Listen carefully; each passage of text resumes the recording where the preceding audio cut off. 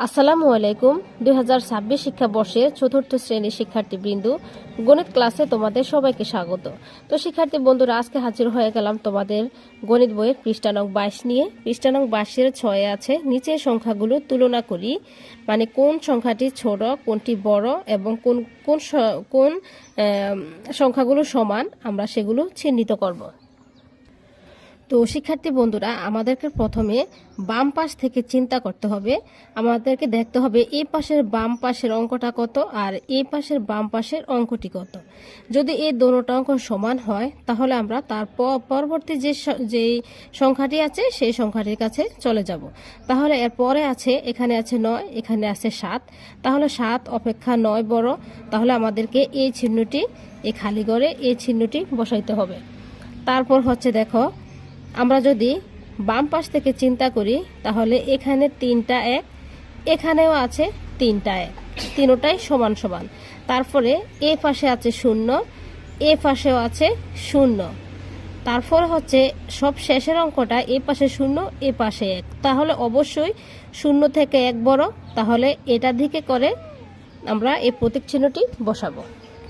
3 নম্বরে আছে প্রথম সংখ্যাটি 2, এখানেও 2, এটা হচ্ছে 8, এটা হচ্ছে 9, তাহলে 8 অপেক্ষা 9 বড়, 8 অপেক্ষা 9 বড়। তাহলে প্রতীক চিহ্নটি এভাবে হবে। তারপর হচ্ছে এখানে দেখো,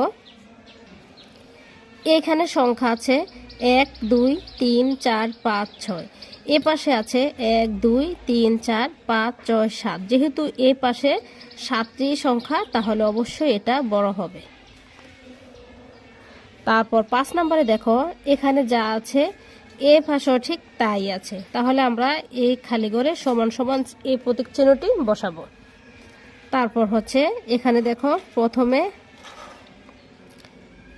4টা 8, এ পাশেও প্রথমে 4টি 8, তারপর এ পাশে হচ্ছে 8, এ পাশে হচ্ছে 7, তাহলে 7 অপেক্ষা 8 বড়। প্রতীক চিহ্নটি তাহলে এভাবে বসাইতে হবে। 7 নম্বরে আছে নিচের সবগুলো কার্ড ব্যবহার করে সংখ্যা তৈরি করি। 0 5 2 8 6 3, এখানে এই 6টি সংখ্যা দেওয়া আছে, এই 7গুলো কার্ড দেওয়া আছে। এই কার্ডগুলো দিয়ে আমাদেরকে বৃহত্তম সংখ্যা তৈরি করতে হবে, ক্ষুদ্রতম সংখ্যা তৈরি করতে হবে, ক্ষুদ্রতম বিজোড় সংখ্যা তৈরি করতে হবে, আবার বৃহত্তম বিজোড় সংখ্যা তৈরি করতে হবে। আমরা প্রথমে তৈরি করব বৃহত্তম সংখ্যা। বৃহত্তম সংখ্যা তৈরি করতে হলে এই কার্ডগুলোর মধ্যে কোন সংখ্যাটা বড় সেটা খুঁজে বের করতে হবে। বড় হচ্ছে 8, আমরা এখানে প্রথমে 8 বসাবো। তারপর বৃহত্তম সংখ্যা হচ্ছে 6, এখানে আমি 6 বসাইলাম। তারপর হচ্ছে 5, এই যে 5 লিখলাম 5। তারপরে হবে 3, এখানে লিখলাম 3। তারপরে 2, তারপর বাকি থাকে 0। তাহলে কত হলো বৃহত্তম সংখ্যাটি? 8,65,320। তারপর বের করতে হবে ক্ষুদ্রতম সংখ্যা। ক্ষুদ্রতম সংখ্যা একদম ইজি, সবচেয়ে ছোট হচ্ছে 0। আমরা যদি কোনো সংখ্যার পূর্বে 0 বসাই তাহলে ওই শূন্যের দাম কমে যায়, মানে কোনো দামই থাকে না। সেজন্য করতে হবে কি, 0 ব্যতীত ছোট সংখ্যা কোনটা। এখানে 0 ছাড়া ছোট সংখ্যা হচ্ছে 2, আমরা প্রথমে লিখব 2, তারপরে লিখব 0, তাহলে আমাদের শূন্যের মান ঠিক থাকবে। তারপরে ছোট সংখ্যা হচ্ছে 3, তারপরে 5, তারপরে 6, তারপরে 8। বৃহত্তম সংখ্যা বের করলাম, ক্ষুদ্রতম সংখ্যা বের করলাম। এবার বের করতে হবে বৃহত্তম বিজোড় সংখ্যা। বৃহত্তম বিজোড় সংখ্যা আমরা বের করলে, বৃহত্তম বিজোড় সংখ্যা বের করতে হলে আমাদেরকে এই যে প্রথমে চিন্তা করতে হবে, এই যে বৃহত্তম সংখ্যাটার ডান পাশ থেকে শুরু করে বিজোড় সংখ্যা কোনটি।